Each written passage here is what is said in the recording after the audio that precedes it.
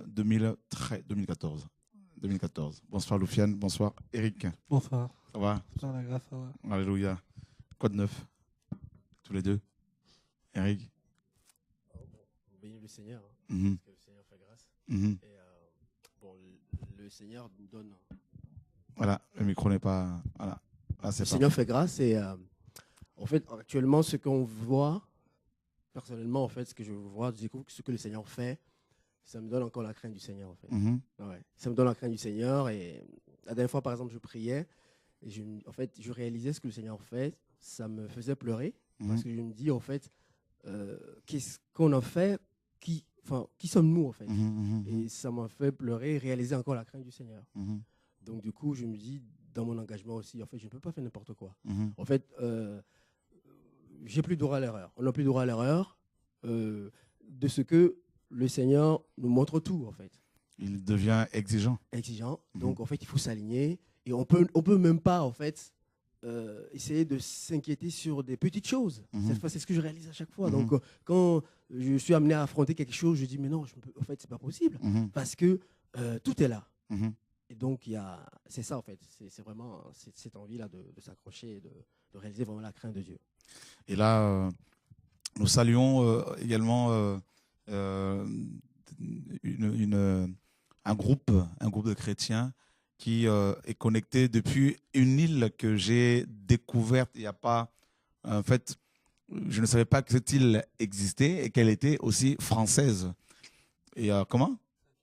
Et c'est laquelle? Donc le nom justement m'échappe. Et voilà, l'équipe va pouvoir nous aider. Et parce que je n'avais pas forcément à cœur d'en parler ce soir. Et mais l'esprit, enfin la pensée m'est venue pendant que tu parlais, Eric. Donc c'est une île qui se trouve pas très loin juste à côté du Canada. Et c'est une île française. Et comment? La Polynésie? Non, la Polynésie c'est de l'autre côté. Je crois que c'est vers l'Australie. Et donc une île française. Le nom, l'équipe va nous aider. Et il y a un groupe de frères et sœurs qui suivent TV de Vie là-bas. Et donc, il y a une sœur, justement, qui nous a envoyé un mail d'encouragement. Et voilà, donc voilà, ça m'a beaucoup encouragé. Je me rends compte, effectivement, que le Seigneur est en train d'élargir, n'est-ce pas, la vision qu'il nous a donnée. Et de plus en plus de personnes suivent TV de Vie et sont encouragées. Voilà.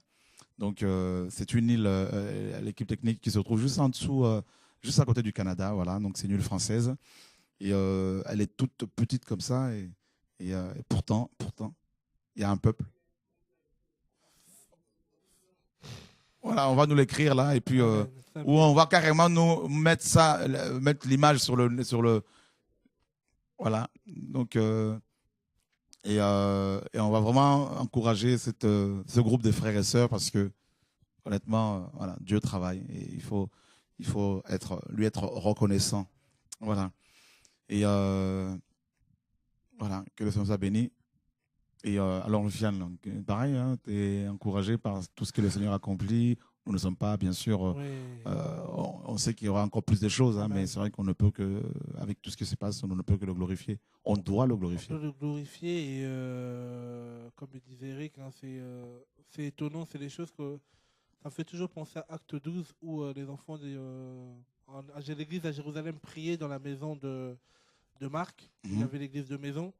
Ils priaient et quand le Seigneur a commencé à accomplir en gros la libération de Pierre, Pierre venant toquer chez eux, ils n'arrivaient même pas à y croire, ils pensaient même que c'était un ange. Donc c'était bel et bien Pierre. C'est-à-dire que des fois, on a des choses qu'on a prié hier au Seigneur, aujourd'hui, quand on le voit nous-mêmes, on est étonné. On se pose même la question, mais Seigneur, mais est-ce que c'est vraiment ça ou c'est pas ça? Et le Seigneur confirme, oui, mais c'est ça. Et je vais encore faire au-delà de ce que vous voyez. Et c'est là que ça inspire simplement effectivement la crainte. Ça nous rebooste encore dans le travail. Et je dis, Seigneur, que ta grâce encore nous accompagne simplement et continue le travail. Amen. Il y a beaucoup de choses. Il y a beaucoup de choses. On ne sait même pas par quoi commencer, mais c'est que sûr, Dieu est bon. Là encore, ce week-end, on a pu se déplacer au niveau de la province avec les frères et sœurs à New York, par exemple. Avec la famille de Tunis. Et franchement, c'est impressionnant de voir aussi comment le Seigneur encore travaille dans les diverses assemblées, comment le Seigneur agrandit encore les choses, même au niveau de New York, dont je passe le bonjour, les frères et sœurs. Et c'est encourageant de voir des gens qui, quand ils comprennent le message, quand ils comprennent ce que le Seigneur veut faire, quand ils sont dans le vent, et ben ce vent-là fait que le Seigneur continue à accomplir des choses au-delà de ce qu'eux-mêmes ils peuvent espérer. Amen. Et de frères, la fidélité des frères qui saisissent simplement les choses et qui font simplement le travail. Et c'est vraiment encourageant, d'autant plus pour nous aussi de dire, Seigneur, merci, on n'est pas seul dans ce que tu es en train de faire. En fait. Amen. Et au-delà de l'espace peut-être, mais au-delà même de ce qu'on pouvait espérer, j'ai pu voir des frères et sœurs que je ne connaissais même pas, et de voir comment des gens même qui nous ont quittés il y a très longtemps, qui sont revenus et motivés parce qu'ils ont vu que le Seigneur travaille, et c'est un peu le fils prodigue qui revient à la maison, et on glorifie le Seigneur et puis on avance. Voilà. Et c'est vraiment c'est encourageant. Amen. Donc ça, c'est beau, c'est encourageant, effectivement, et il n'y a pas de... Voilà, donc on est émerveillés, et puis on continue à persévérer en dépit des épreuves, des combats, des luttes, et voilà. Que le Seigneur nous garde en tout cas. Et il continuera bien sûr à nous garder, Amen. À garder nos familles, nos enfants, et nos femmes, nos maris, enfin vos maris, parce que bon, voilà, et parce qu'il est fidèle. Amen. Voilà, l'équipe technique, je ne sais pas, bon, sinon on peut juste nous écrire ce nom sur un bout de papier. Et voilà, donc on veut vraiment encourager ces frères et sœurs qui sont sur ce bout de terre. Voilà, et que Dieu soit vraiment béni. Voilà, donc c'est l'île de Saint-Pierre et Miquelon. Hein, Saint-Pierre et Miquelon. Voilà, donc c'est ça. Vous qui êtes à Saint-Pierre et Miquelon, soyez encouragés. Nous avons bien reçu votre mail et nous voulons ce soir vous encourager et vous dire que nous avons besoin de vos prières et que le Seigneur soit béni. Et pourquoi pas, si Dieu permet un jour qu'on puisse se rencontrer, on va se rencontrer. Voilà. Merci Seigneur. Et alors, je ne sais pas, le téléphone a sonné. Je ne sais pas s'il y a des questions, si des frères et sœurs appellent pour nous poser des questions ou pour témoigner. Alors, vous êtes libres de le faire. Et nous sommes dans Daniel chapitre 7, à partir du verset 1er.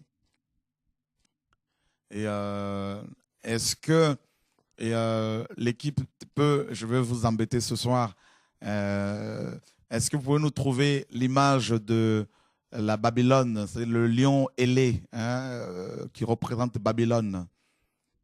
Est-ce que c'est possible? Et voilà. Donc, Daniel chapitre 7, la parole dit, la première année de Belshazzar, roi de Babylone, Daniel eut un songe et des visions se présentèrent à son esprit pendant qu'il était sur sa couche. Ensuite, il écrivit le songe et raconta les principales choses. Daniel commença et dit, « Je regardais pendant ma vision nocturne et voici les 4 vents des cieux firent irruption sur la grande mer. Et 4 grands animaux sortirent de la mer, différents les uns des autres. » 4 grands animaux sortirent de la mer, différents les uns des autres. Voyez? Alors, qu'est-ce qu'on voit ici? On l'a vu hier, je vous ai dit qu'on allait en reparler encore. Daniel était parmi les captifs de Babylone, les captifs à Babylone, déportés de Jérusalem à Babylone par Nebuchadnezzar. Et nous sommes ici en 586 avant Jésus-Christ. Le Seigneur a utilisé Jérémie, le prophète, pendant près de 23 ans, selon Jérémie 25, pour avertir les Hébreux, pour avertir Jérusalem, n'est-ce pas, des attaques, des jugements qui allaient arriver, qui allaient tomber sur eux, n'est-ce pas? Et s'ils ne se repentaient pas, malheureusement, les Juifs, à l'époque, n'ont pas voulu prêter attention aux interpellations du Seigneur. Et Dieu va, malheureusement, pour eux, envoyer Nebuchadnezzar, roi de Babylone, qui va arriver avec une grande armée et il va siéger Jérusalem pendant 3 ans. Pendant 3 ans, Jérusalem était assiégée. Personne ne sortait ni n'entrait, n'est-ce pas? Et il y a eu une grande famine dans la ville au point où, selon Lamentation de Jérémie, chapitre 2 et chapitre 4, 10, certaines femmes juives, malgré leur tendresse, ont commencé à faire cuire leurs enfants et à les manger. Mes amis, il y a eu cette confusion, justement, dans Jérusalem suite à ce jugement, parce que les Hébreux n'ont pas voulu se repentir. Et ici, dans Daniel chapitre 7, le prophète nous apprend, alors qu'il était à Babylone, que 4 vents des cieux, c'est-à-dire 4 anges, il y a 4 anges qui sont envoyés par le Seigneur pour, n'est-ce pas, juger la grande mer, c'est-à-dire le monde désorganisé. Et ce jugement, n'est-ce pas, va avoir des conséquences, va avoir des conséquences. Et la première conséquence, nous dit ici, mes amis, c'est justement l'émergence de cette mer, de ce monde chaotique, l'émergence n'est-ce pas, de 4 grands animaux. Et le premier animal, nous dit-on ici, est Babylone, le lion, n'est-ce pas, ailé.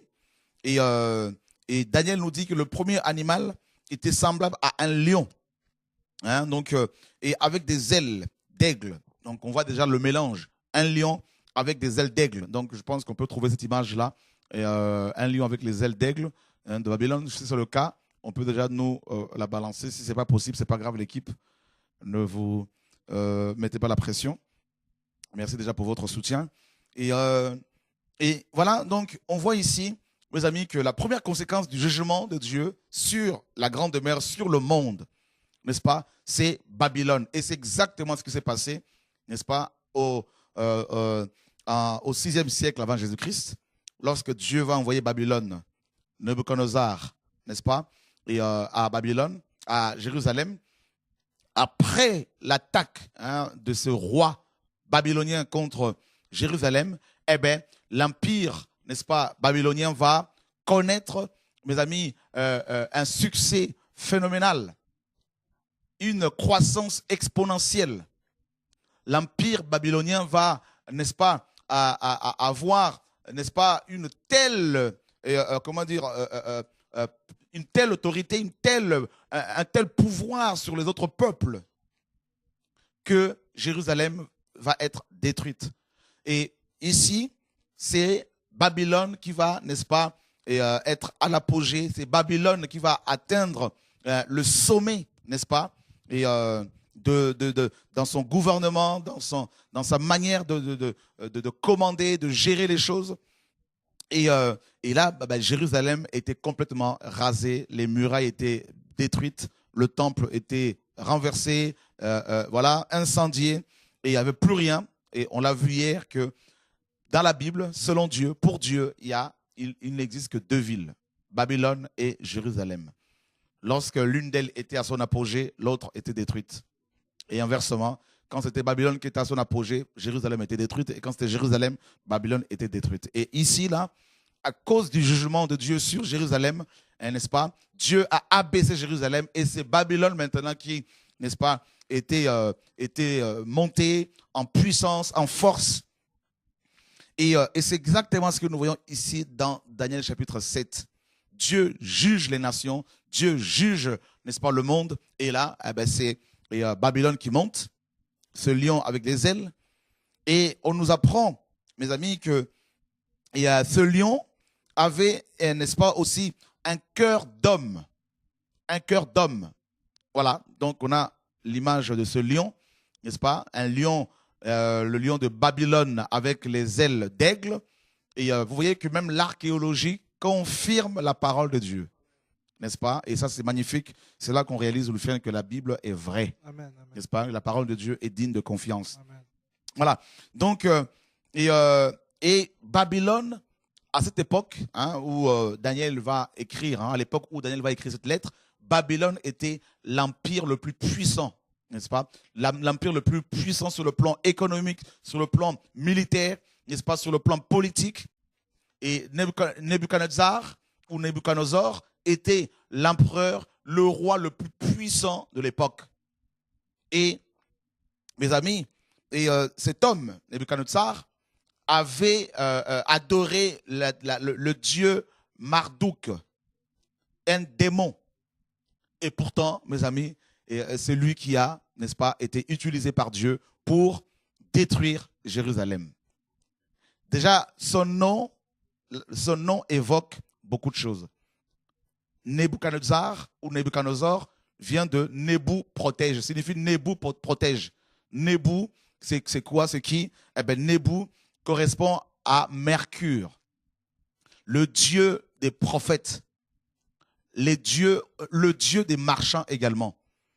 Donc, Nebuchadnezzar adorait le dieu Nebu et aussi le dieu Bel qui a donné Baal. Donc, on voit ici que suite au jugement de Dieu sur Jérusalem, eh bien, c'est Babylone qui va monter. Et Babylone était, n'est-ce pas, un empire, mes amis, dirigé par les démons. Dirigé par les démons. Et la deuxième, n'est-ce pas, conséquence du jugement de Dieu sur la Grande Mer, c'est l'émergence, n'est-ce pas, d'un deuxième empire.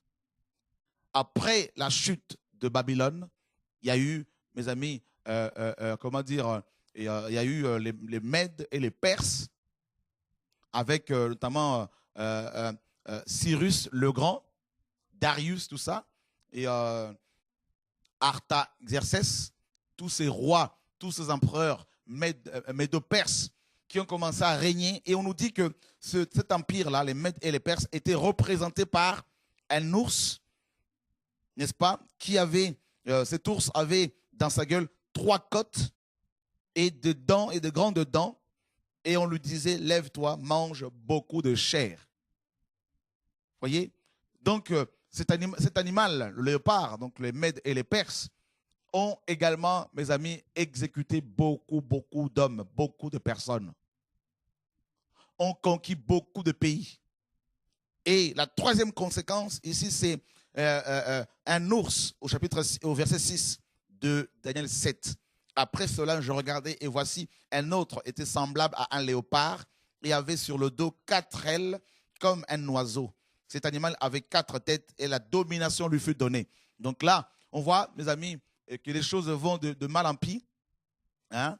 Là, cette fois-ci, le troisième empire, c'est la Grèce. Et on nous dit que cet empire avait 4 têtes. Donc, vous voyez, un monstre. Ces animaux sont comme des monstres. Vous voyez, c'est terrible. Lorsque Dieu juge une nation, mes amis, les conséquences sont dramatiques. Lorsque Dieu juge une église, c'est quoi le jugement de Dieu? Le jugement du Seigneur, c'est aussi le fait que Dieu, n'est-ce pas, après avoir essayé de ramener une personne à la raison, à la vérité, et que la personne refuse, Dieu, n'est-ce pas, le livre, la laisse, pardon, Dieu laisse la personne, n'est-ce pas, s'enfoncer dans son erreur. Et c'est exactement ce qui se passe ici, mes amis. Dieu a interpellé Israël et Israël a refusé.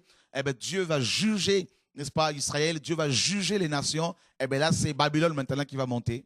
Après Babylone, eh bien, ça va être les Mèdes et les Perses. Et après les Mèdes et les Perses, mes amis, c'est la Grèce avec Alexandre le Grand, qui avait, d'après l'histoire, cet homme, Alexandre le Grand, avait moins de 30 ans. Et en moins de 6 ans, Loufiane, il a conquis plusieurs pays. Et il voulait maintenant aller conquérir, mes amis, l'Inde. Et c'est là que, n'est-ce pas, il va, sur le chemin, il va rencontrer la mort. Et ces généraux, hein, il y en avait plusieurs, mais 4 principaux généraux d'Alexandre le Grand vont, n'est-ce pas, se départager, n'est-ce pas, son royaume, son empire. Et donc c'est un monstre, un animal à 4 têtes. Et on nous dit que la domination lui a été donnée. Donc l'empire grec a effectivement dominé le monde. Même jusqu'à ce jour, frères et sœurs, il y a encore, mes amis, les traces de la domination grecque. Par exemple, Antiochus Épiphane, ce roi assyrien qui était influencé par la culture grecque. Ce roi, n'est-ce pas, en 168 avant Jésus-Christ, au 2e siècle avant Jésus-Christ, ce roi Antiochus Épiphane va imposer aux Hébreux l'hellénisation, c'est-à-dire la culture grecque. Il va interdire, n'est-ce pas, le culte de Yahweh, la circoncision, la lecture de la Torah, l'observance du Shabbat, et les Juifs qui avaient refusé d'obéir à ces lois, notamment certaines femmes juives, ont été brûlés, n'est-ce pas, avec leurs enfants attachés à leur cou. Et c'est terrible, mes amis, ce qui s'est passé à cette époque. L'hellénisation forcée des Hébreux par les Grecs n'est-ce pas, a causé beaucoup de dégâts. Et il y a eu beaucoup de Juifs aussi, mes amis, qui étaient corrompus, qui avaient accepté la culture grecque. Et ceux qui avaient refusé de se soumettre à l'autorité grecque, notamment les Maccabées, n'est-ce pas, étaient foudroyés, persécutés, combattus, pourchassés. Et voilà. Et la Grèce a donné au monde le théâtre. La Grèce a donné au monde les Jeux olympiques. La Grèce a donné au monde, mes amis, beaucoup de choses. Beaucoup de choses. Les Grecs, mes amis, aimaient la philosophie. Et ils ont donné au monde, mes amis, beaucoup de philosophes. L'amour de la sagesse. Alors, à cause de, mes amis, du jugement de Dieu, vous voyez tout ce qui se passe, tout ce qui s'est passé. Parce que, mes amis, Israël était jugé par Dieu. Eh bien, il y a eu Babylone d'abord. Et il y a eu 3 déportations de Jérusalem à Babylone. Ensuite, il y a eu les Mèdes et les Perses. Les Grecs qui sont arrivés à Jérusalem pour, mes amis, imposer la culture grecque aux Hébreux. C'est pour cela, ici, il est dit que la domination lui a été donnée à cet animal qui ressemblait à un ours. Et effectivement, ils ont dominé, mes amis, Israël pendant des années. Et dans Daniel chapitre 11, au verset 32 à 31 à 35, il est dit, des troupes se présenteront sur son ordre. Sur l'ordre de qui? Eh bien, sur l'ordre d'Antiochus Épiphane. N'est-ce pas? Ce roi, mes amis, syrien, ce roi, comment dire, aussi qui était influencé par la culture grecque, il arrive à Jérusalem, n'est-ce pas? Pendant la domination, pendant le règne de l'ours, il arrive à Jérusalem avec des grandes troupes, et ces troupes, nous dit la parole, vont profaner le sanctuaire, la forteresse. Elles feront cesser, n'est-ce pas, le sacrifice perpétuel et dresseront l'abomination du dévastateur. Et c'est exactement ce qui s'est passé, mes amis, au 2e siècle avant Jésus-Christ. Antiochus Épiphane arrive à Jérusalem et il va sacrifier un porc dans le Saint de Saints, dans le temple, dans le Saint de Saints, dans le lieu très saint. Donc, le temple va être profané. Et c'est pour cela que Daniel, ici, avait prophétisé cela, que ces hommes allaient profaner, ces troupes allaient profaner le sanctuaire. Il séduira par des flatteries. Il séduira par des flatteries les traites de l'alliance. Et c'est exactement ce qui s'est passé. Il va, n'est-ce pas, flatter. C'est-à-dire, littéralement, il va diviser les Juifs. Il va monter les Juifs les uns contre les autres. Et c'est exactement ce qu'il a fait. Et ensuite, on nous dit, plusieurs succomberont pour un temps à l'épée et à la famine, à la captivité et au pillage. C'est exactement ce qui s'est passé au 2e siècle en Israël avant Jésus-Christ. Dans le temps où ils succomberont, ils seront un peu secourus et plusieurs se joindront à eux par hypocrisie. Quelques-uns des hommes sages succomberont afin qu'ils soient épurés, purifiés et blanchis jusqu'au temps de la fin, car elle n'arrivera qu'au temps marqué. Verset 36, le roi fera ce qu'il voudra et il se lèvera, il se glorifiera au-dessus de tous les dieux et il dira des choses incroyables contre le Dieu des cieux et il prospérera jusqu'à ce que la colère soit consommée, car ce qui est arrêté s'accomplira.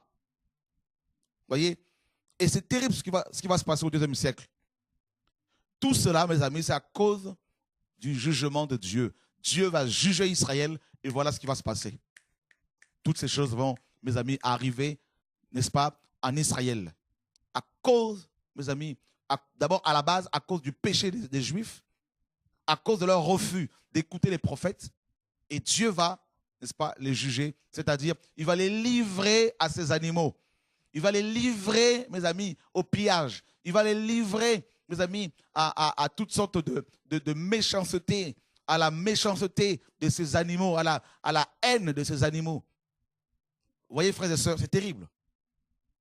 Et, mes amis, je ne sais pas si l'équipe peut le trouver. C'est le léopard avec des ailes, mes amis, d'oiseaux. Hein, donc, si c'est possible ou pas. Et puis, la quatrième conséquence, Loufiane, c'est le chapitre 7 au verset 7. Hein, c'est au chapitre 7, verset 7. Après cela, je regardais pendant mes visions nocturnes, et voici, il y avait un quatrième animal terrible, épouvantable et extraordinairement fort. Il avait de grandes dents de fer. Il mangeait, brisait et foulait aux pieds ce qui restait. Et il était différent de tous les animaux précédents, et il avait 10 cornes. Voilà. Donc, voilà n'est-ce pas? Et ça, c'est l'empire grec, n'est-ce pas? Donc, cet animal qui a 4 têtes, n'est-ce pas?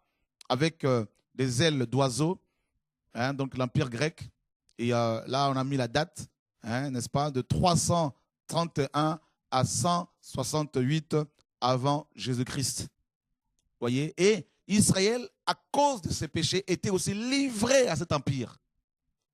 Livré, Eric, à l'empire babylonien, livré à l'empire médo-perse, livré à l'empire grec et livré au quatrième animal, c'est-à-dire à l'empire romain. Et voilà pourquoi, mes amis, l'Église est née sous l'empire romain. Quand Christ est né, eh bien, les Juifs étaient sous l'occupation, n'est-ce pas, romaine, et ils payaient un tribut aux Romains.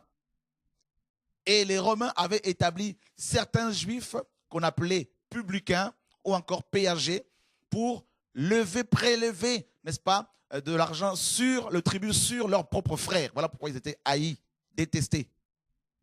Et l'un de ces péagers ou publicains, c'est Matthieu, l'apôtre que le Seigneur avait appelé. Et leur chef était Zachée dans Luc chapitre 19.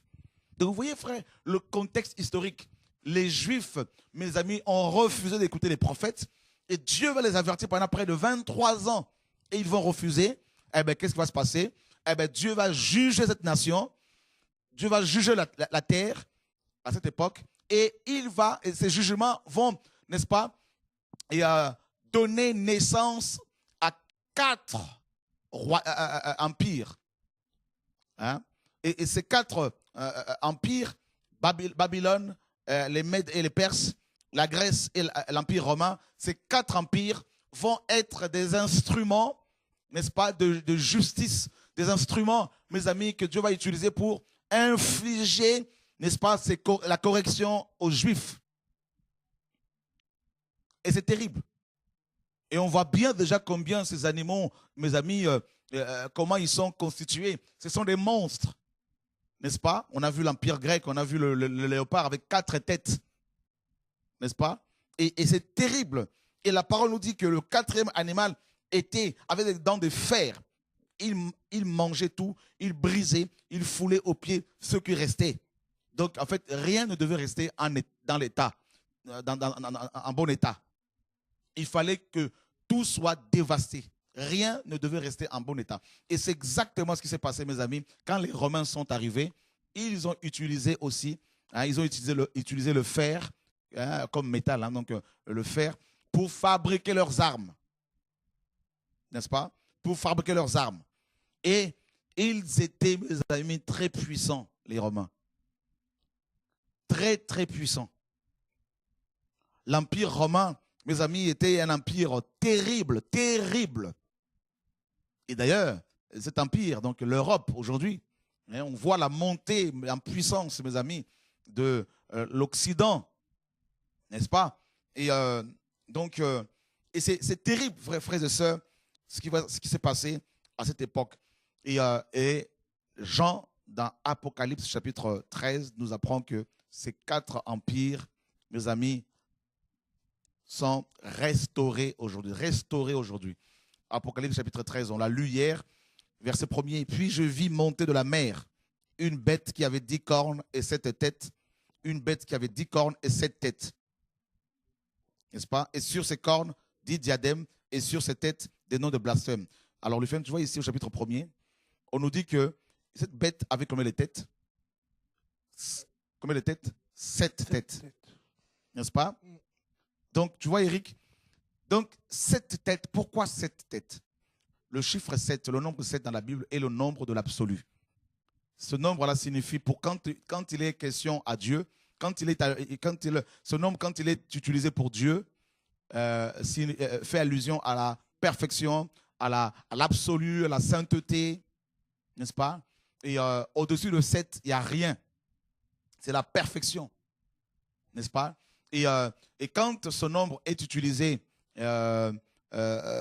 pour les hommes, eh ben, il signifie, notamment dans ce cas ici, il signifie, n'est-ce pas? Cela signifie que c'est le summum, c'est la méchanceté dans son paroxysme. C'est la méchanceté dans son apogée. Donc, les 7 têtes ici de la bête nous parlent, mes amis, de la méchanceté, n'est-ce pas, dans son paroxysme. C'est-à-dire, il n'y a pas une autre forme de méchanceté qui soit au-dessus de celle manifestée, n'est-ce pas, par cette bête. Et on nous dit que elle avait 10 diadèmes. 10 diadèmes ou 10, mes amis, cornes. Hein, parce que c'est sur ces cornes, il y a 10 diadèmes. Alors, les 10 cornes représentent, mes amis, des royaumes. Une confédération de 10 royaumes. Les 10 royaumes les plus puissants, hein, les 10 royaumes les plus puissants de la terre. Et pour l'instant, on nous parle du G7, hein, le G8 pour l'instant. Donc, vous voyez bien que la parole s'accomplit. D'ailleurs, ce qui se passe actuellement en Crimée, en Ukraine avec la Russie, est très symbolique, hein, sur le plan prophétique, mes amis, et très, très... c'est vraiment important de suivre l'information, frères et sœurs. Pourquoi? Parce que la parole s'accomplit, n'est-ce pas? Et qu'est-ce qu'on y voit par rapport à ce qui se passe en Crimée? Obama, le président américain, a demandé qu'il y ait urgemment, hein, une réunion du G7. Vous voyez? Donc, les 10 cornes sont déjà là depuis. La parole s'accomplit.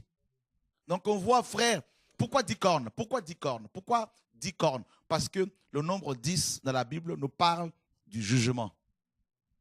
Rappelez-vous bien, mes amis, de 10 plaies en Égypte. Vous voyez?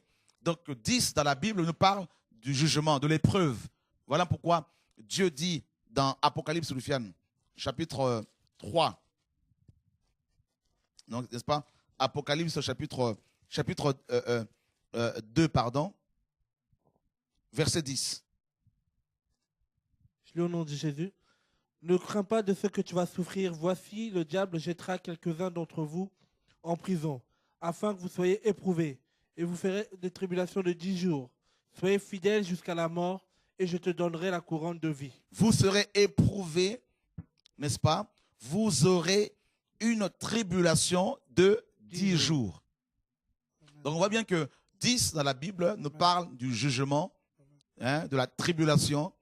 Donc les 10 cornes de la bête nous parlent, n'est-ce pas, du jugement. Dieu, qui est tout puissant, se sert, mes amis, des nations pour infliger, n'est-ce pas, ces jugements à Israël, hein, ces jugements sur Israël et sur ceux et celles qui refusent de se repentir.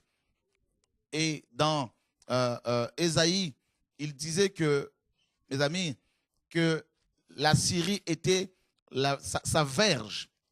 Hein, donc la Syrie qui était pourtant une nation païenne, hein, et Dieu dit que la Syrie était, n'est-ce pas, sa verge. Regardez, Ésaïe 10, 24. J'ai dit au nom du Seigneur. Cependant, ainsi parle le Seigneur, l'Éternel des 10, 5 d'abord. Pardon, Lucien. Malheur à l'Assyrien, verge de ma colère. La verge de sa main, c'est l'instrument de ma fureur. Vous voyez, tu vois, non? Amen. Malheur à l'Assyrien, verge de ma main. Hein, verge de ma colère, pardon. La verge dans sa main, c'est l'instrument de ma fureur. Amen. Je l'ai lâché. Ça, c'est Dieu qui parle. Hein. Je l'ai lâché contre une nation impie. Je l'ai fait marcher contre le peuple de mon courroux pour qu'il se livre au pillage et fasse du butin, pour qu'il le foule aux pieds comme la boue des rues. Vous voyez? C'est terrible, Loufiane. Dieu dit que la Syrie était la verge dans sa main pour juger Israël. Donc, quand une nation étrangère arrive dans un pays, n'est-ce pas? Quand une nation arrive dans un territoire étranger pour le dominer, cela veut dire que c'est Dieu qui juge ce territoire. C'est ce qu'il faut comprendre. Il faut être prophétique. Dieu est celui qui établit les rois et qui les enlève. Donc, ça veut dire que si aujourd'hui, frères et sœurs, Poutine arrive en Ukraine et réussit à annexer la Crimée à la Russie, cela veut dire que Dieu est en train de juger, n'est-ce pas, l'Ukraine. C'est terrible. Jésus dit à Pilate, tu n'auras pas d'autre pouvoir, hein? Tu n'auras pas sur moi, tu n'auras sur moi aucun pouvoir si cela ne t'a pas été donné d'en haut.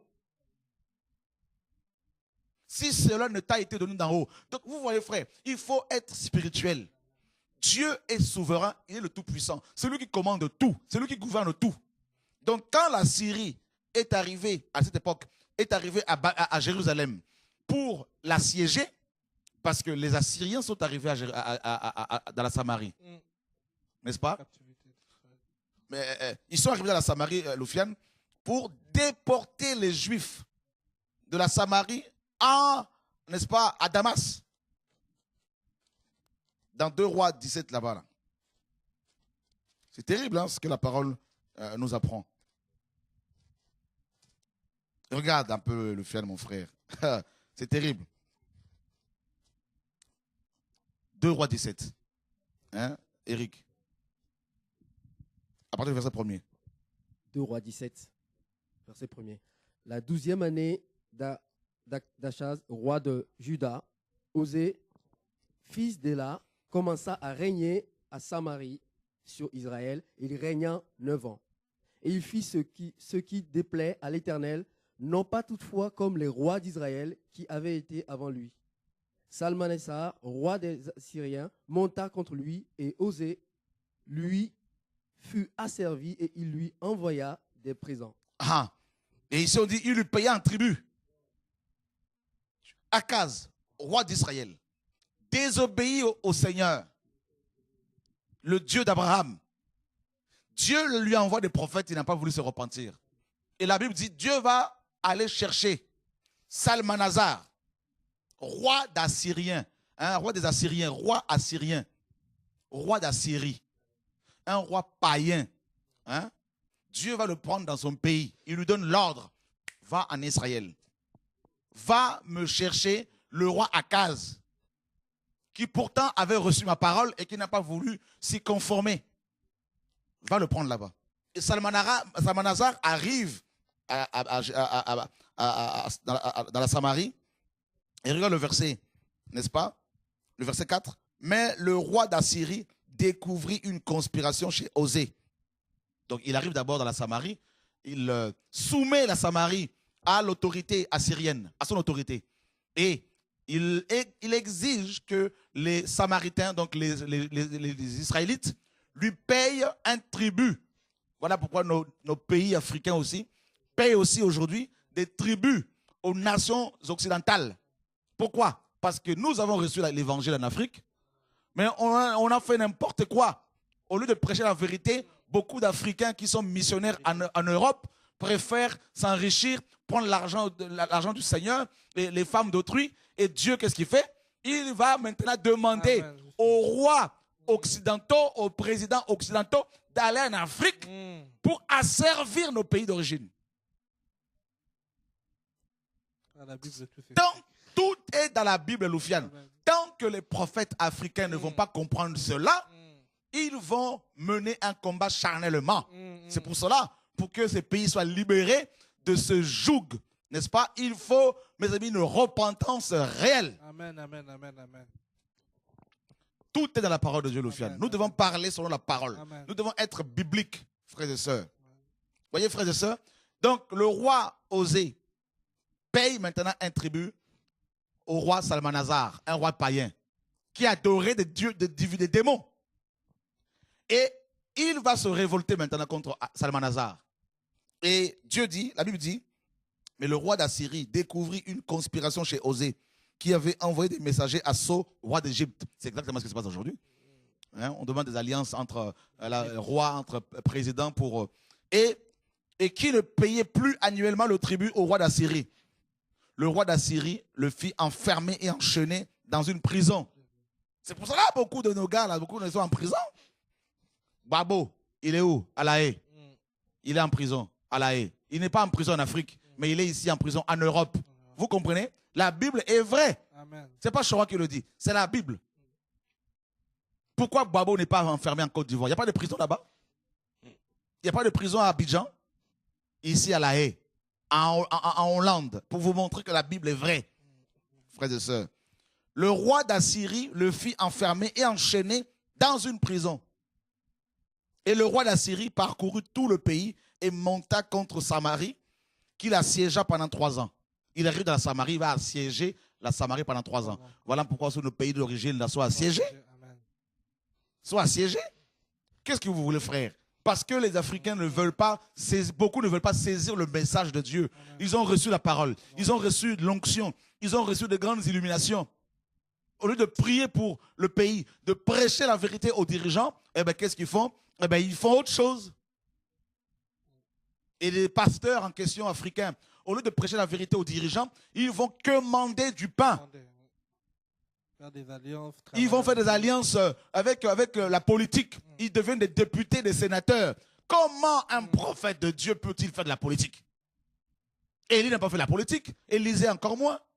Paul, tout ça, personne n'a fait la politique. Mais regardez comment nos pasteurs d'aujourd'hui courent après, mes amis, courent après des postes dans la politique. C'est terrible. C'est la confusion totale. La confusion totale. C'est pour cela, je tiens à parler ce soir, mes amis. Si nos pays d'origine sont dans cet état-là, ce soir, c'est un message prophétique pour les Africains. Amen. Si nos pays en Afrique sont dans cet état, c'est parce que les prophètes, les pasteurs que Dieu a appelés, beaucoup se sont corrompus. Beaucoup ont commencé à faire des alliances avec les politiciens. Et voilà comment, mes amis, Dieu confond aujourd'hui nos pays d'origine.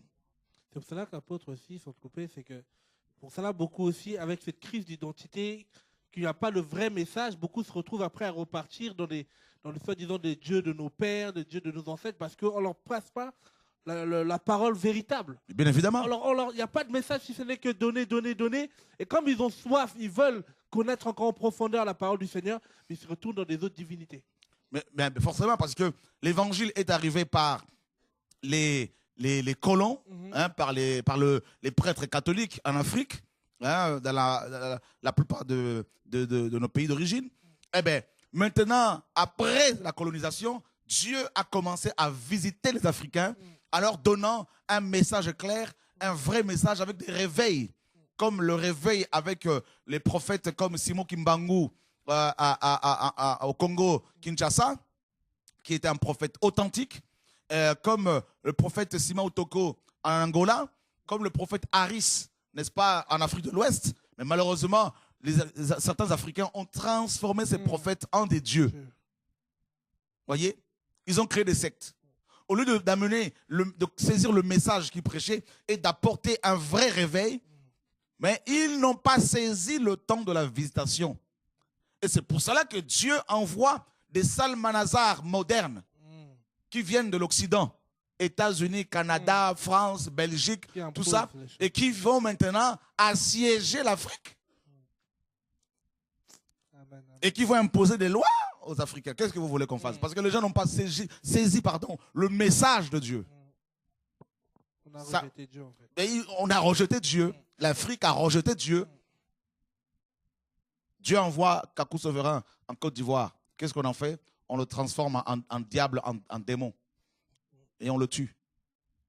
Qu'est-ce que vous voulez, frères et sœurs? Dieu envoie des grands pasteurs, des ministères assez puissants à Kinshasa, au Congo, tout ça. Et qu'est-ce qu'ils deviennent aujourd'hui? Divorcés, remariés, n'est-ce pas? Roulant dans des gros 4x4 ici et là, prêchant la prospérité. Ils sont en train de courir après la construction des grands bâtiments. C'est la course, hein, la construction des grands bâtiments. Qui a le plus grand bâtiment? Qui a une chaîne de télé? C'est la confusion. Donc, il y a la misère qui sévit dans le pays. Il y a la misère qui se vit dans le pays. Et il y a très peu d'églises qui ont construit des orphelinats ou des maisons pour accueillir les veuves. Sachant qu'il y a des veuves en Afrique, au Togo, en Côte d'Ivoire, qui dorment sur les marchés, des enfants de 2 ans, 3 ans qui sont dans la rue, qui sont violés. Mais ces églises-là, qu'est-ce qu'on en fait? Eh bien, ces bishops africains, mes amis, sont comme des pachas, vivent comme des pachas. Ils construisent des aéroports. Mais voilà. C'est des aéroports, c'est même plus des assemblées, c'est des aéroports. On voit des maquettes, tu dis, Seigneur, mais où allons-nous? Voilà. Et c'est pour cela qu'ils ont vendu, n'est-ce pas, leur pays. Et, hein, ils n'ont pas veillé comme des vrais sentinelles. Ils ont vendu leur pays. Et voilà comment maintenant Dieu juge ces nations en envoyant, mes amis, comme avec Israël, les Juifs n'ont pas voulu se repentir. Dieu a averti, en envoyé des prophètes, ils n'ont pas voulu se repentir. Et bien Dieu envoie Babylone. Babylone arrive en Israël, assiège Jérusalem, voyez, parce qu'à l'époque, Israël était coupé en deux. Il y avait au nord le royaume du nord, Israël, avec pour capitale la Samarie, et le royaume du sud, Juda, avec comme capitale Juda. Et vous avez vu, frère, eh bien, au 8e siècle, en 722 avant Jésus-Christ, précisément, Dieu envoie Salmanazar, roi d'Assyrie, qui arrive dans la Samarie, donc dans le royaume du nord, parce que le roi Akaz, qui était pourtant juif, n'a pas voulu se repentir. Eh bien, Dieu envoie Salmanazar, un roi étranger qui est venu de loin, pour, n'est-ce pas, imposer une taxe, et les Juifs lui payaient une taxe. Voyez? Et c'est exactement ce que nos pays payent au royaume, aux nations occidentales. Et c'est ça qu'il faut. Enfin, il faut que les écailles tombent des yeux des gens. Amen. Que Dieu nous aide. Voyez? Donc maintenant, en 586 à peu près, là c'est maintenant le royaume du sud, donc Juda, qui va être visité parce qu'ils n'ont pas voulu se repentir non plus. Et Dieu envoie, n'est-ce pas? Il va juger, il va leur envoyer Babylone, premièrement, n'est-ce pas? Il va leur envoyer ensuite les Mèdes et les Perses. Il va leur envoyer, n'est-ce pas, les Grecs, qui vont les coloniser, n'est-ce pas? Voilà pourquoi beaucoup de Juifs à l'époque de Jésus-Christ parlaient le grec. Voilà pourquoi même le Nouveau Testament est écrit en grec. Voilà pourquoi Paul prêchait en grec. Vous voyez? Sauf Jésus-Christ qui parlait l'araméen, qui prêchait en araméen. Mais sinon, mes amis, à l'époque, beaucoup parlaient le grec. Le grec était comme l'anglais aujourd'hui, comme l'anglais. Vous voyez? L'influence grecque. Les Juifs qui auraient dû influencer le monde furent influencés par le monde. Vous voyez? Et l'image de tout à l'heure, on va la faire revenir tout à l'heure. Je vous ferai signe, frère. Merci pour votre soutien. Et c'est terrible. Ce message est prophétique, frères et sœurs. Très prophétique. Il faut le diffuser partout. que les écailles tombent des yeux des frères et sœurs. Et voilà maintenant, Dieu, qu'est-ce qu'il va faire dans 2 Rois ici? Nous sommes dans le royaume du Nord, hein, donc dont la capitale est la Samarie. Qu'est-ce qui va se passer? Et la parole nous dit, et le roi, donc dans 2 Rois 17, 5, et le roi d'Assyrie parcourut tout le pays et monta contre la Samarie, qu'il assiégea pendant 3 ans. Donc on comprend vraiment que l'Afrique est assiégée. L'Afrique est assiégée, il faut que les gens le comprennent. Comme la Crimée est assiégée actuellement par la Russie. Donc l'Afrique est assiégée. Ça, ce n'est pas quelque chose que vous ignorez. Voilà. Donc le tribunal de la Haye, la Cour pénale internationale, a été créé spécialement pour les rois et les présidents africains.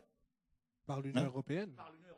Bush, le président américain qui a fait exécuter beaucoup d'Irakiens, mes amis, est-ce qu'il est à la Haye là-bas? Non.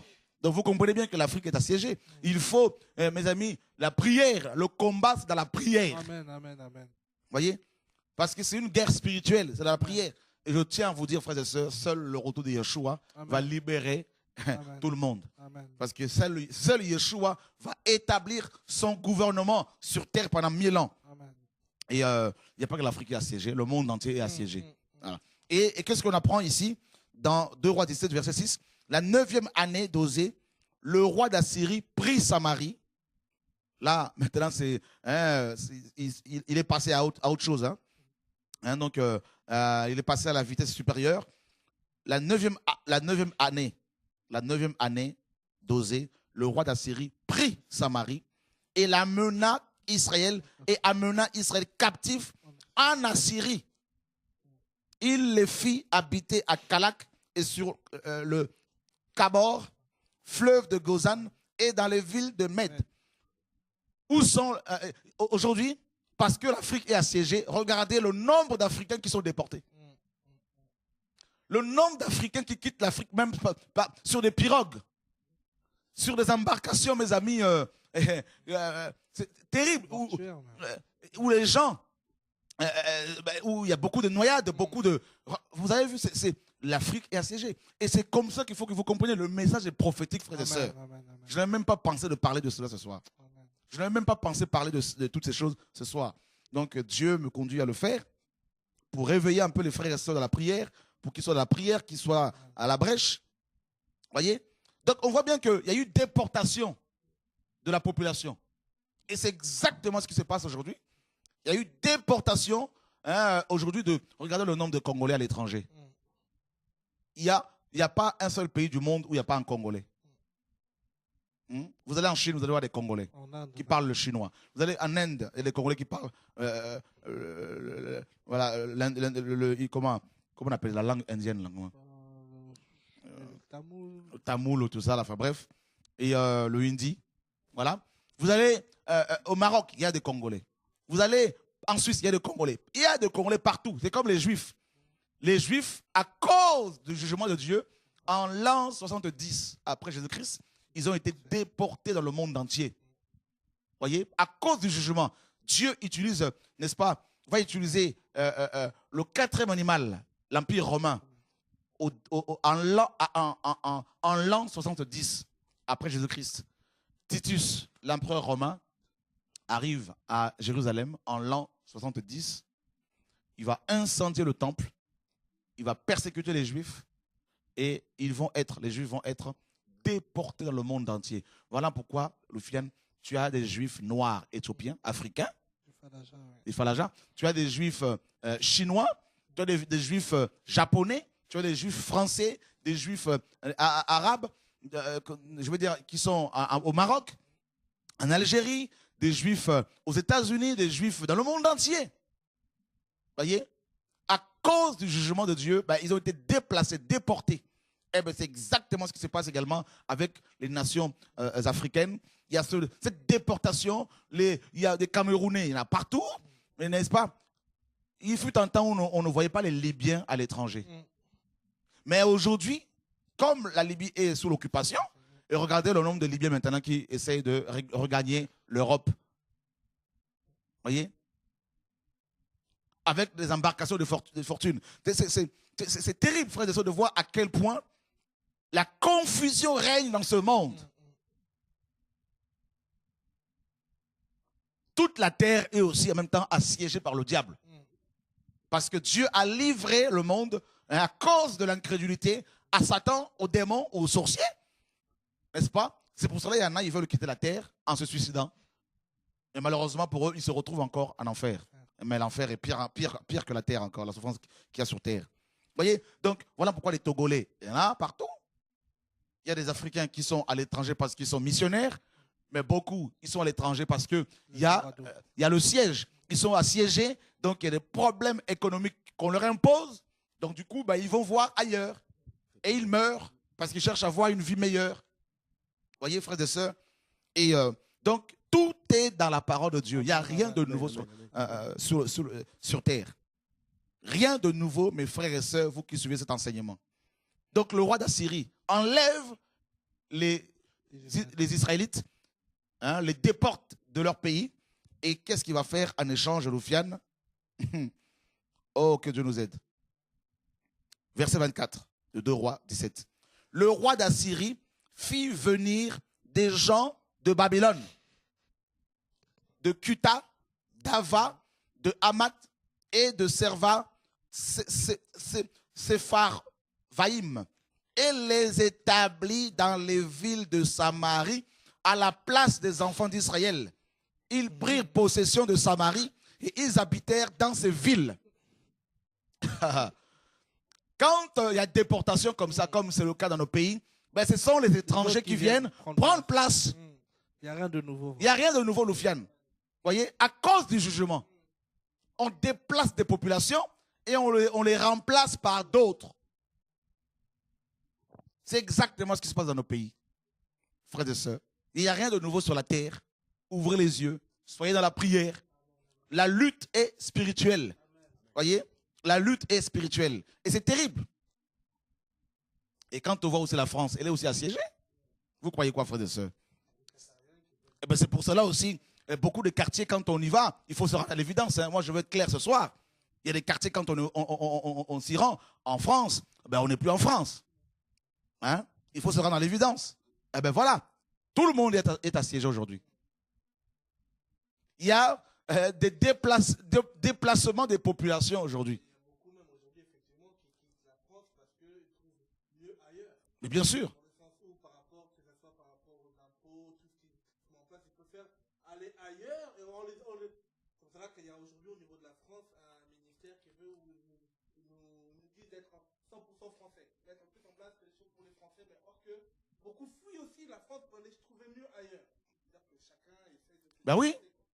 Ils vont se réfugier au Canada parce qu'ils trouvent que là-bas, la législation est beaucoup plus, n'est-ce pas, profitable et beaucoup plus souple par rapport aux églises, tout ça.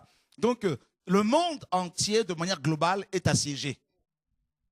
C'est pour cela qu'il y a de plus en plus de pression, pression économique, pression politique, de plus en plus de gens qui se mettent à se suicident. Donc, de plus en plus de couples sont brisés, de plus en plus de pasteurs tombent dans la dépression. Tout ça parce que déjà le monde est assiégé. Le diable, mes amis, assiège la terre. C'est pour cela, mes amis, il faut comprendre que la seule solution, c'est le refuge que Dieu nous propose. Amen, amen, qui porte amen. un nom, c'est Jésus-Christ de Nazareth. Amen. C'est terrible. Il y a des quartiers en France, quand vous y allez, c'est plus la France. On est d'accord. Voilà. Tout ça, c'est pourquoi? Qu'est-ce qui se passe? Parce que justement, Dieu juge les nations. Et beaucoup de Français quittent Paris pour aller en province. Mais malheureusement, aussi, les étrangers les poursuivent aussi là-bas. Ils arrivent aussi en province. Donc, vous voyez bien que le monde, mes amis, est globalisé. Nous sommes dans un monde globalisé. C'est le mélange. Le lion, l'ours, l'aigle, le lion, l'ours, le léopard et le quatrième animal, l'homme, selon Apocalypse 13, tout est mélangé. Tout est mélangé et ça forme un seul animal avec plusieurs aspects différents. Donc c'est pour cela que les frontières sont de plus en plus enlevées, ôtées, au profit d'un monde globalisé, un monde assiégé, un monde, mes amis, qui se prépare à recevoir l'homme impie, la bête. Mes amis, qui porte cette femme d'Apocalypse 17, cette église apostate, voilà, elle est là, cette bête.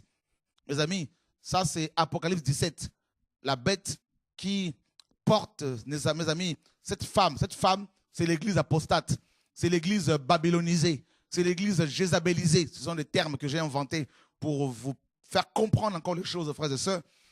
Et on va repasser encore cette image, mes frères, s'il vous plaît. Voilà ce monde globalisé. Cette bête, c'est celle d'Apocalypse 13, frères et sœurs, mes amis. Et cette bête est à la fois un lion, un léopard, un ours et Rome, c'est-à-dire Babylone, mais les Mèdes et les Perses, la Grèce et l'Empire romain mélangés.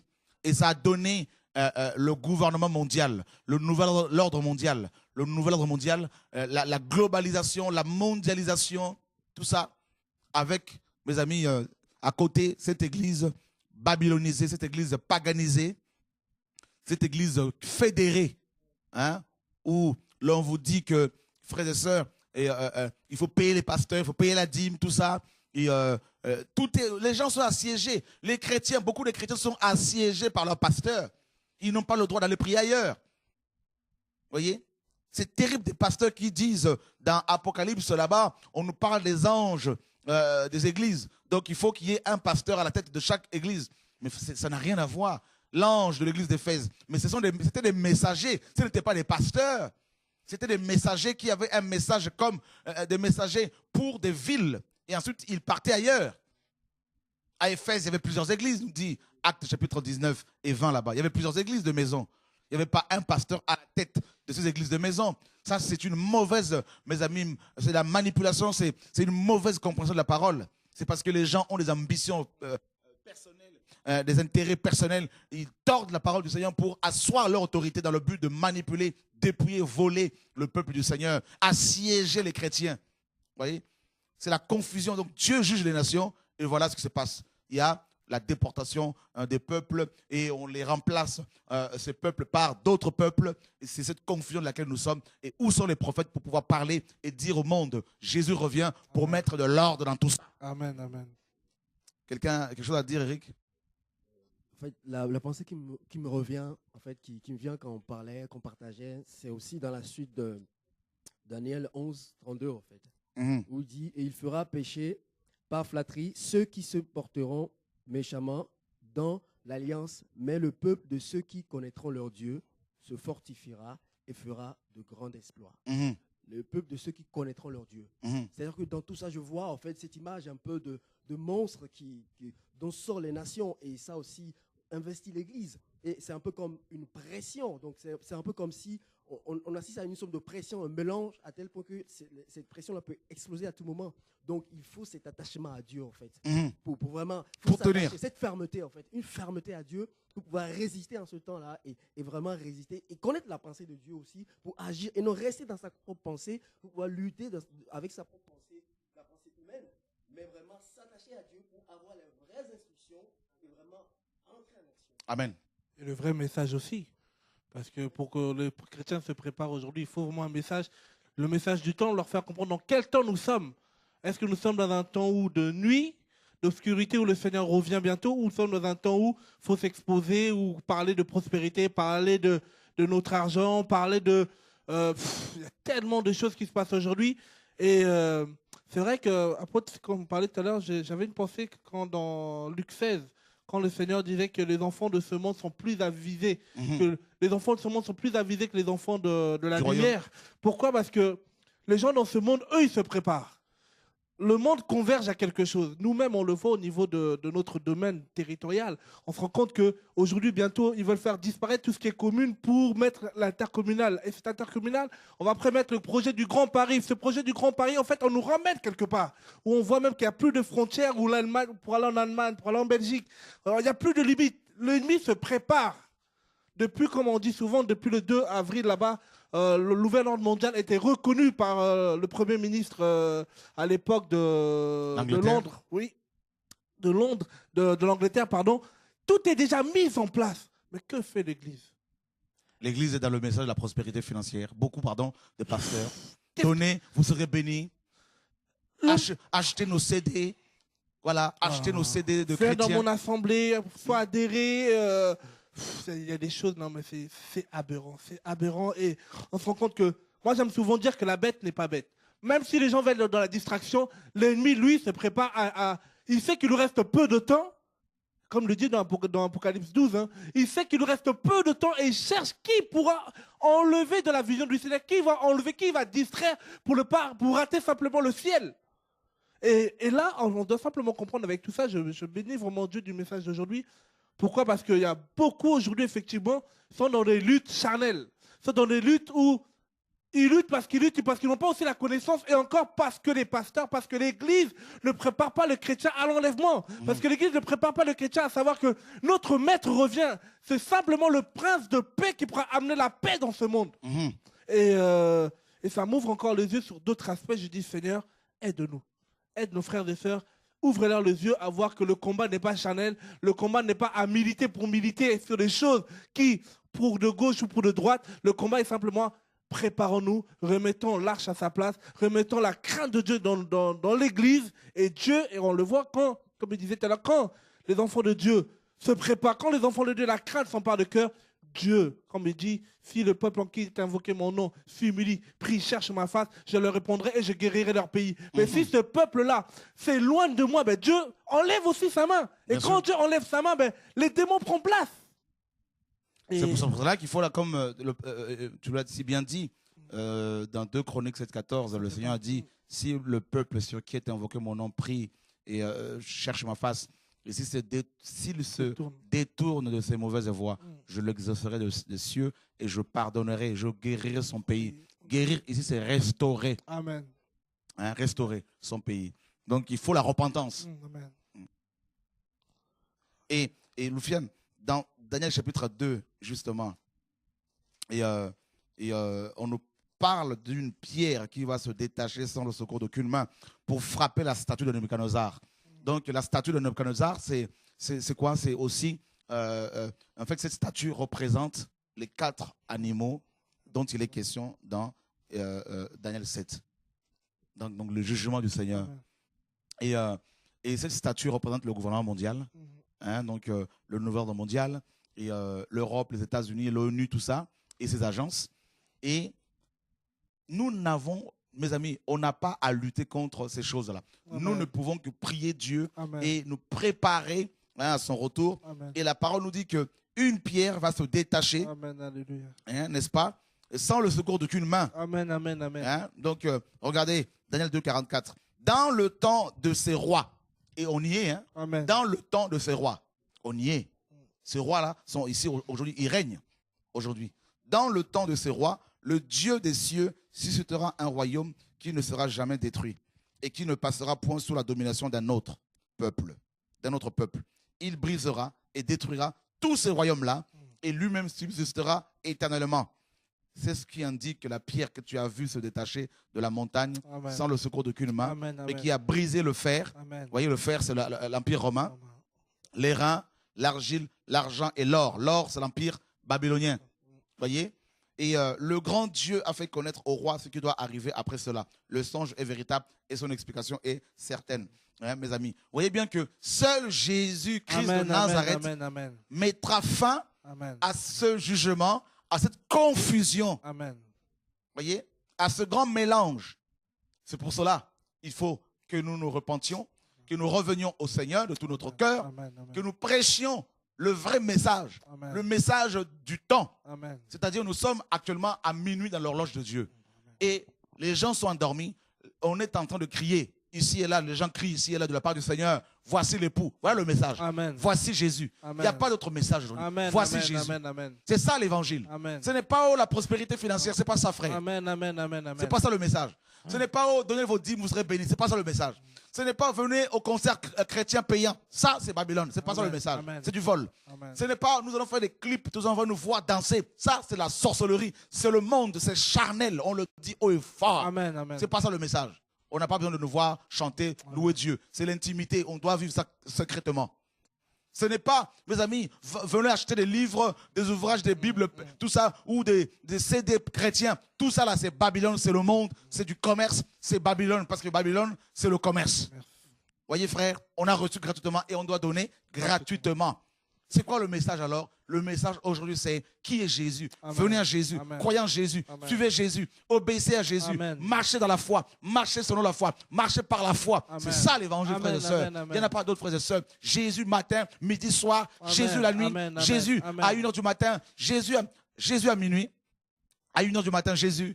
2h, Jésus. 3h, Jésus. 4h, Jésus. 5h, Jésus. 6h, Jésus. 7h, Jésus. Amen. 8h, Jésus. 9h, Jésus. 10h, Jésus. 11h, Jésus. 12h, Jésus. 13h, Jésus. 14h, Jésus. 15h, Jésus. 16h, Jésus. 17h, Jésus. 18h, Jésus. 19h, 20h, Jésus. 21h, Jésus. 22h, Jésus. 23h, Jésus. Amen. Minuit.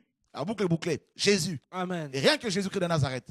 Le seul qui sauve, le seul qui guérit, le seul qui, Amen, le pasteur des pasteurs, l'apôtre des apôtres, Amen. Le Dieu des dieux, le chemin, la vérité et la vie, le lion de la tribu de Juda. Le lion de la tribu de Juda. Parce qu'il y a le lion de Babylone et le lion de la tribu de Juda. Amen, amen. Alléluia, Jesus Christ. C'est ça le message. Il vient, il revient. C'est lui qui mettra fin à toute cette zizanie. C'est lui qui va nous intégrer, mes amis, qui va nous positionner dans son royaume, mes amis, pendant 1000 ans. Jésus de Nazareth, le royaume, c'est le 5e royaume. Vous voyez, les 4 premiers sont les royaumes humains, méchants, où il y a la confusion.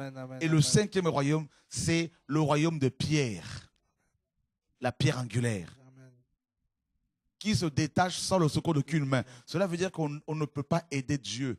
Nous ne pouvons pas aider Dieu. On ne l'aide pas. Dieu n'a pas besoin de nous pour faire son œuvre. Dieu a besoin, mes amis. Dieu, il est Dieu, il est capable de tout faire tout seul. Donc, s'il nous utilise, c'est parce qu'il veut nous associer, parce qu'il nous aime. Amen. Mais sinon, Dieu ne dépend pas de nous, frères et sœurs. Amen. Non. Amen. Il est tout puissant, il est Dieu. Qui a assisté à son conseil? Vous voyez? Et c'est lui qui revient, mes amis. Et c'est ce message-là qu'il faut prêcher aux autorités, Amen. Aux rois, Amen. Aux présidents. Leur dire, Monsieur le Président, Monsieur les généraux, Monsieur les colonels, Dieu vous aime. Amen. Nous prions pour vous et préparez-vous pour le retour Amen. Du roi des rois. Amen. Devant qui tout genou fléchira Alléluia. Et toute langue confessera qu'il est Seigneur. Le roi Nebuchadnezzar, roi de Babylone, à un moment donné, il a cru qu'il était le Tout-Puissant. Il sort sur son balcon, n'est-ce pas? Il va regarder partout en disant, n'est-ce pas moi qui ai bâti cette grande ville? Il n'avait même pas encore sorti cette parole. Mes amis, qu'il voit descendre du ciel pour dire, tu es devenu fou, Nebuchadnezzar. Roi Nebuchadnezzar, tu vas partir en forêt pendant 7 ans. 7 ans de vacances pour qu'il se repose. Au bout de 7 ans, il lève les yeux au ciel. Il a reconnu qu'il y a quelqu'un là-haut, au-dessus de tout le monde, qui règne. Jésus-Christ de Nazareth. Notre Dieu. Le Père de gloire. Le Père de notre Seigneur Jésus-Christ. Le Dieu d'Israël. Le Dieu d'Abraham. Jesus Christ. Frère, vous pouvez nous appeler si vous le souhaitez pour éventuellement témoigner, poser des questions. Que Dieu soit béni. Au nom de Yeshua, le combat est spirituel. Et nous devons prier pour nos rois, prier pour nos autorités, prier pour nos pays respectifs. Que Dieu apporte sa paix, que Dieu, n'est-ce pas, accorde sa paix à ces cœurs qui souffrent, à ces âmes qui sont blessées, à ces hommes et ces femmes qui sont violés ici et là, à ces guerres qui secouent nos pays. Que Dieu apporte la paix, n'est-ce pas, à la Crimée, au peuple de cette nation. Et au peuple de, n'est-ce pas, de Kiev, et que Dieu apporte sa paix, mes amis, et au nom de Yeshua, et qui donne l'intelligence aux hommes de ce monde, frères et sœurs, pour pouvoir diriger les hommes correctement, afin que nous menions une vie paisible, comme Paul le dit dans 1 Timothée 2. Voilà, je crois que nous avons quelqu'un en ligne. Dieu est bon. Alléluia. Dieu est bon. C'est terrible, frères et sœurs. Tout est dans la parole. Tout est dans la parole. Et il y a un passage de Daniel, mes amis, qui me touche à chaque fois. Enfin, Vianne, dans Daniel chapitre 4, verset 17. Cette sentence est un décret de ceux qui veillent. Cette résolution est un ordre des saints, afin que les vivants sachent que l'Éternel domine sur le règne des hommes, qu'il le donne à qui lui plaît, qu'il les élève le plus vil des hommes. Tu vois ici, cette sentence est un décret de ceux qui veillent.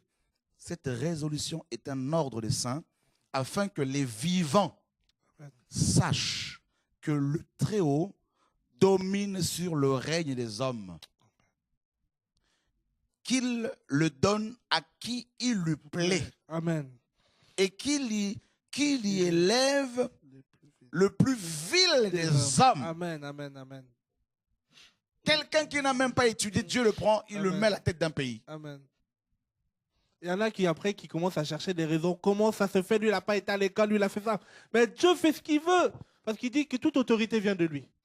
Et on va vouloir manifester, on va vouloir faire tout ce qu'on veut, mais on doit vraiment d'abord, au lieu de... En fait, il faut toujours aller à la source. En fait, je comprends dans tout ça, il faut toujours aller à la source. Bien sûr. On va jamais à la source, on va trop en surface, on cherche des raisons, on fait des calculs, tout ça, mais à la source, qu'est-ce que la Bible dit? Au commencement était la parole. La Bible dit quoi par rapport à telle circonstance, par rapport à tel problème qui se passe? Qu'est-ce que la Bible dit? Et là, je pense qu'on aura beaucoup de réponses sur les événements qui se passent dans le monde, en fait. C'est pour cela, mes amis, nous devons prier pour nos frères et sœurs, prier pour les autorités, prier pour les policiers, prier pour les gendarmes, prier pour les magistrats, prier pour toutes les personnes qui sont élevées en dignité, et comme la parole nous le recommande, n'est-ce pas? Car Dieu est au-dessus de tout ce monde-là. Et toute autorité vient du Seigneur. C'est Dieu qui est le souverain et qui règne. Jude nous dit qu'il y en a qui injurient les gloires. Donc, que Dieu soit béni, frères et sœurs. Et il fait ce qu'il veut. Je crois que nous avons quelqu'un en ligne. OK. Allô, bonsoir.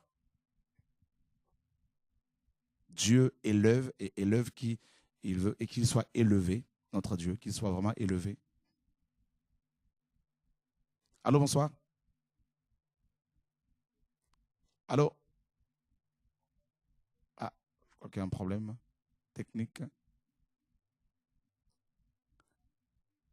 Ah, Seigneur, que ton nom soit béni. La parole dit tout. Hein? Le jugement du Seigneur amène vraiment la confusion. Donc c'est pour ça que quand une église est jugée, ce sont les sorciers qui vont la diriger. Ah oui, amen. Et voilà. Quand une église locale est jugée, les sorciers vont prendre place. Vous allez avoir des diacres sorciers, des anciens sorciers, des pasteurs impudiques, voleurs. Donc, parce que beaucoup de chrétiens ont des pasteurs qu'ils méritent. Parce que comment des chrétiens dignes de ce nom peuvent-ils se laisser diriger par un pasteur voleur qui a volé avec des preuves à l'appui? Tout le monde a vu les preuves. C'est pour vous montrer à quel point les gens ils sont déjà jugés. Ils savent où y aller, en fait. Voilà, c'est ça le problème. Donc, et qui ont le courage en plus de taxer les autres de tous les noms, et alors qu'ils ont volé avec les preuves à l'appui. C'est vraiment, ils sont quand même assez courageux, hein, donc il faut vraiment oser. On est vraiment dans un monde de confusion, quoi. Et c'est comme dans Isaïe 5:20, on nous dit que le bien est appelé mal, le mal est appelé bien. Voilà le monde dans lequel nous sommes. Tout est dans la confusion, tout est, mes amis, sens dessous. Et voilà, c'est Babylone, c'est la confusion par le mélange. Et en fait, ça me fait penser vraiment, c'est quand le Seigneur dit en fait que l'apôtre Paul nous explique que quand les gens sont dans le péché, s'ils ne veulent pas se repentir, Dieu permet qu'ils aient une puissance de l'esprit d'égarement en fait, pour qu'ils s'enfoncent encore dans leur péché. Bien sûr, tout à fait. C'est la crainte qui nous garde en fait. Voilà, tout à fait. Donc, je crois que nous avons un problème technique. On va devoir se passer du standard ce soir. Et que le Seigneur vous garde, qu'il vous protège contre toutes sortes de dangers. Nous vous donnons rendez-vous sur TV de Vie demain soir et samedi comme d'habitude. Et que le Seigneur soit glorifié. Priez pour nous, frères et sœurs. Nous déclarons, nous confessons la victoire au nom de Yeshua, notre Seigneur et Sauveur. Amen. À bientôt.